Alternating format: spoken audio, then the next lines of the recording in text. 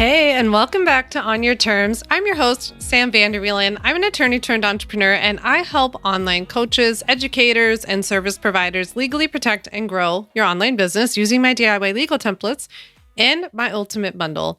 This week, we are talking all about what to do when somebody steals your business's content, whether it's your content on social, your content in your products, your programs.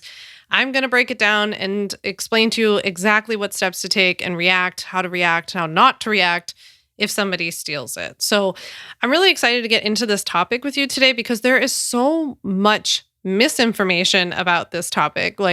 And I see people always, kind of going about it the wrong way online. And some of the things that people do in terms of going about it in the wrong way could actually get them in legal trouble. And so sometimes I think what people don't understand is that just because somebody's done something to you that's been legally wrong doesn't mean you can just react any way that you want.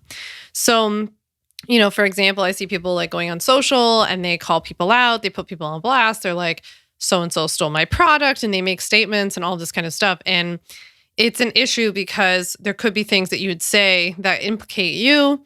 There could be things that you say in a certain way that it's true, but it's the way that you put it that could be a problem. It could be considered business defamation. There are all kinds of legal issues. And so you also don't want to, sometimes it's just a strategy perspective. I see people handle these things the wrong way and I'm just ooh, that's not the right strategy because now you've kind of given away your power, right? So we don't want to do that. I also see so often people calling things stealing in the online business industry when it's not actually stealing. And I see vice versa when it's stealing. And then I see people being like, it's not stealing, it's flattery. It's flattery when people want to copy you. I hate that. I definitely want to encourage you, if you haven't already, after you're done listening to this episode some other time, listen to episode 49. Because that's where I go into detail about how to protect your online course. So if you sell something like an online course or even a digital product or a membership, you're definitely going to want to listen to episode 49 of my podcast, On Your Terms. And then also you're going to want to go back just 2 episodes and listen to episode 105. That was a Q&A I did on stealing versus inspiration. What is mimicking versus stealing? When does it go past this threshold of actually being stealing? So I think that's a really good one to listen to, maybe even before you listen to this one if you haven't yet, because that's going to set the stage for knowing that this is actually stealing. And then today we're going to talk about, okay, if it is stealing, what do we do, right? So I also have a podcast episode in the past that I'll link to down below. I don't remember the number off the top of my head, but don't you worry. We will have the link to it down below, about the time that my website actually got stolen by another attorney. So another attorney went and stole my whole website, and I told the whole story behind it, but also what I learned from it and the steps that I took and all that kind of stuff. So I'll link to that down below as well. So that was a really scary time for me, when somebody stole my entire website. And obviously, I'm even more freaked out about if somebody stole my content, right? I have a lot of people who copy me. We get a lot of little copycats. We get a lot of mimicry. We get one bigger copycat I can think of in particular that so many of you write to me so often about and say, she's copying you. She's using your branding. She's using your verbiage. She makes all her courses look like you, all that kind of stuff. It happens and we handle it. That's what I have lawyers for. So it's fine. And I can't deal with it anymore. And that's totally fine with me. But this stuff is very, very frustrating. And in the beginning, especially when you don't know what to do and you don't know how to react, it can be just really, really overwhelming. And I know for a lot of people, it can keep them from wanting to go forward in their business. People get fed up and they get tired of it. And I'm a lawyer and I'm fed up. I'm tired of it. I want people to go their own way, So don't worry, it is normal. It's also relatively rare, and it can be handled. That's what I would say about that. So let's talk action steps. If you've determined after listening to episode 105 that somebody has actually stolen from you and it's not just mimicking, or it's not something that can't be stolen, like a fact or something like that, what do we do? The first thing, step number 1, is that I recommend that you breathe and pause to come up with a game plan. So step number 1 is all about coming up with your game plan because there's not always the same path in terms of how we react. I often looking at how bad the theft is, is it that they stole your product or is it that they stole an Instagram caption? My plan's going to be a little bit different based on how each of those are, right? Because it's going to be much more serious if someone steals a product or maybe steals something more like copy heavy off my website versus like steals my Instagram caption. So the first step is that we're going to breathe and pause, and we're going to say, let's take an assessment. What has been stolen here, right? What exactly am I seeing? Sometimes I use this as a little bit of a research phase too, to say, where else is there or could there be an issue? Like sometimes, for example, if you find out that somebody stole an Instagram caption of yours, sometimes that's just the tip of the iceberg to find out that there was more, right? And so sometimes it is what it is. It's like all that you see. So that's kind of why I take step number 1 to figure out and get my ducks in a row and figure out what really is going on here. The second step that I do if I ever find out someone stole content or any part of anything in my business is that I document, right?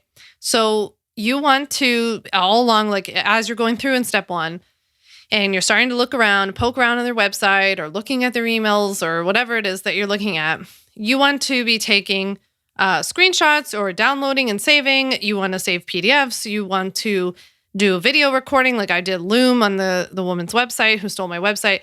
So you would take this time to just document the heck out of everything. Now notice, by the way, that so far I have not mentioned you saying anything, doing anything, calling anybody out, writing an email. That's really, really important to note because you need to do the planning and the documenting before you put people on notice that you're aware. So the reason that these seem like really simple steps and you're like, duh, of course, this is what you would do. This is nothing mind-blowing, is because so often people just react, right? They don't come up with a plan. They don't come up with the documentation. They reach out and then boom, the person takes the stuff down. And now you lost your opportunity to document. So that's why we're going to do steps 1 and 2 first. Now on step 3, now that you've come up with a little bit of your plan and you've done a little research and you documented, this is where we're going to decide which direction we want to go in, because you kind of come to a fork in the road once you get to this point. And the fork is in the road is this. Either you're going to try to handle this yourself, and that comes with its own sets of pros and cons on both sides, or you're going to send this to a lawyer if you have a lawyer, or you're going to look for one if you don't, right? I'll go through each of them a little bit in turn, and they definitely both have their pros and cons. So one thing is that you can decide to handle this yourself, right? So a lot of times people will ask me, like, do I have to be a lawyer to do this? Or do I have to be a lawyer to send out a cease and desist? You do not. So anybody can send out a cease and desist letter. You can go, quote unquote, go after people. You can handle this yourself if you want to. The pretty obvious pros, I would say, is that it's, free other than your time. It's really fast because you don't have to wait to get in touch with a lawyer. And I would say in the cases of it being a bit more of like a minor infraction, like a stolen Instagram caption or some mimicry, more close mimicry, I think it's the nice thing to do other than going like the lawyer route right away, right? Is to reach out yourself. It's kind of a nice like, hey, I'll give this a try. Now, the big con to me on the side of trying to go after somebody yourself is that you're probably not a lawyer. So you could say something that's not that great, or it could just not work. Like it could not be that threatening, right? The positive side to contacting a lawyer or having a lawyer reach out is that a lawyer is going to be scary and a lawyer is going to intimidate people. It's going to take them more serious. They're going to take them more seriously, right? To like be like, oh, I got to do something about this. I'm just going to take it down. So that to me is like the big con is that maybe that you say something or do something that implicates yourself. Maybe it just doesn't work. It's a waste of your time. You have other things that you really should be worried about and working on in your business. I think that's especially true for you as your business grows. Like I know that as my business grew, it was like, especially with me being a lawyer, it was like, I can do these all myself. And then as my business grew and as the copycat stuff kept growing, it was like, I can't be spending my time in the business doing this. First of all, from like an energy standpoint, it's a really horrible place to be. If it happens once, like, okay, but it happens all the time to the point where we have to have an SOP in place. And like, we have a step-by-step system of what to do in the business because it happens that much. And I had to hire a lawyer because it happens that much, right? Once it got to that point, it was like, this is not a smart use of my time. I can be, first of all, protecting my energy, and second of all, working on things in the business that move the business forward, not just like playing whack-a-mole, which is what I feel like I could do if I wanted to do all day long. So that's kind of the pros and cons of going after people yourself. Of course, I would say the last con about going after people yourself is that you have to have the tools, right? Like you would want to know what to say in a cease and desist letter. And like, you would want to know the language, the powerful language. I sell all of that kind of stuff. So that's the kind of stuff you get from me if you're in the Ultimate Bundle. Okay, now option number 2 in this fork in the road is that instead of you contacting anybody yourself, you hire a lawyer, right? So the cool thing about this is that you kind of hand it off, and then other than that, you're done, right? They might ask you some questions and fill in the gap of information, but otherwise you just hand it off and you're done. So the big pro is that it gets the task off your plate. You're not having to do this. You can get back to working on your business. You can protect your energy a lot better. You know that they're not going to say something that could potentially implicate you by accident or do something that you're not allowed to do. The obvious con of hiring a lawyer is that it's expensive, right? And I guess the only other one I would mention is that it can be extreme in cases where like it's a stolen Instagram caption. That seems like a bit much, But if it's in case of like theft of your products and stuff, personally, that's exactly what I would do. That's the route that I would go. So notice that nowhere in here did I talk about putting people on blast or DMing them or being unprofessional, making it emotional, going after them personally. I've seen a lot of that in our industry, and there's just like really no place for it. I completely understand why you feel that way, and I would really recommend that you write the person a handwritten letter, like in your journal or somewhere, wherever you want to do it, that you don't actually ever send anyone. But I know that for me, it was like really helpful to get out like what I was actually really angry with them about and being like, how dare you take this from me? I worked so hard. Like, how could you just think that you could just come along and take this? Like, just act like it's yours. And like, you have to do the hard work too. And blah, blah, blah. Like, I just wrote all of that out as if I was saying it. And that really helped me to process it. And I kind of like kept writing it however many days I needed to, or it comes up still from time to time.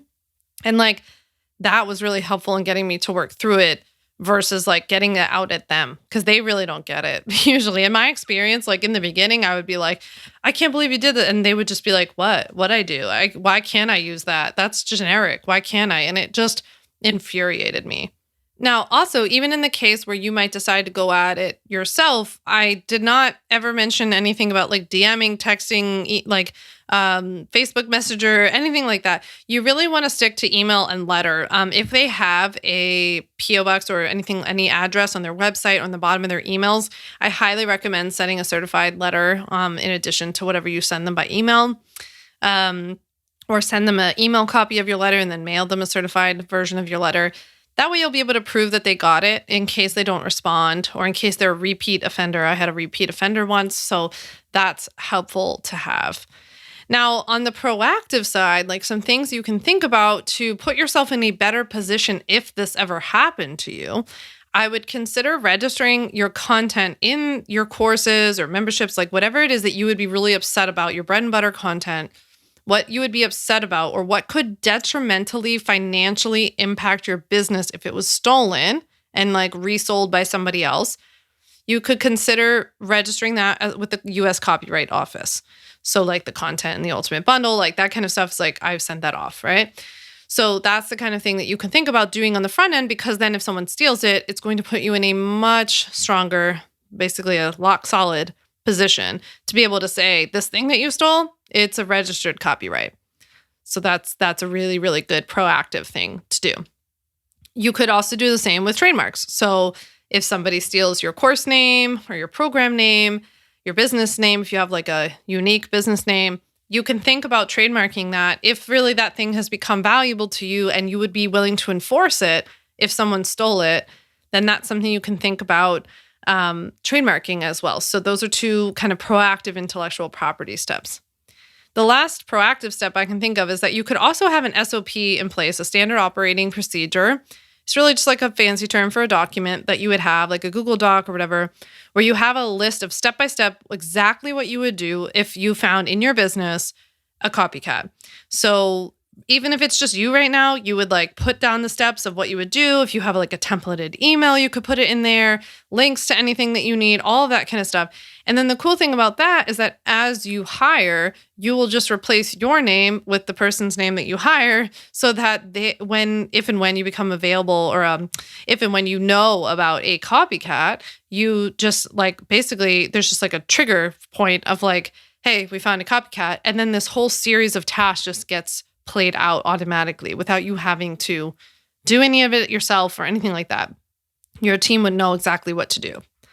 So those are kind of my proactive suggestions and a couple easy things you're going to want to do. I have a very exciting thing coming for you towards the end of April. If you're interested in learning more about what to do if somebody steals your content, if you want to learn more about copywriting and trademarking your business stuff, if you want to know how to legally share other people's content, you're definitely going to want to keep listening to On Your Terms, or following me on Instagram at Sam Vander, or popping open my emails. If you get my emails, just keep your eyes peeled, because like very, very soon I'm going to open up the doors to something very cool that I've never done before. So I'm very excited to host this for you at the end of April. But I hope that this episode was helpful to you on what to do when someone steals your business's content. I hope that it never happens to you. That's for sure. But like so many things in legal, when it comes to legally protecting your business, I just think it's about having this stuff in place so that you know exactly what to do if it happens. And we hope that it's like you never have to use it. But if you do, you know exactly what to do and you can sleep tight and it won't impact your business. Let me know how much you like this episode. Send me a DM on Instagram at Sam Vander. Please give this podcast a quick rating or review wherever you listen to podcasts, or text it to a friend who you think could use it. I so appreciate you helping to support On Your Terms. Thanks so much for listening today, and I'll chat with you soon. Thanks so much for listening to the On Your Terms podcast. Make sure to follow on Apple Podcasts, Spotify, or wherever you like to listen to podcasts. You can also check out all of our podcast episodes, show notes, links, and more at samvanderwielen.com/podcast. You can learn more about legally protecting your business and take my free legal workshop, 5 Steps to Legally Protect and Grow Your Online Business, at samvanderwielen.com. And to stay connected and follow along, follow me on Instagram at Sam Vander and send me a DM to say hi.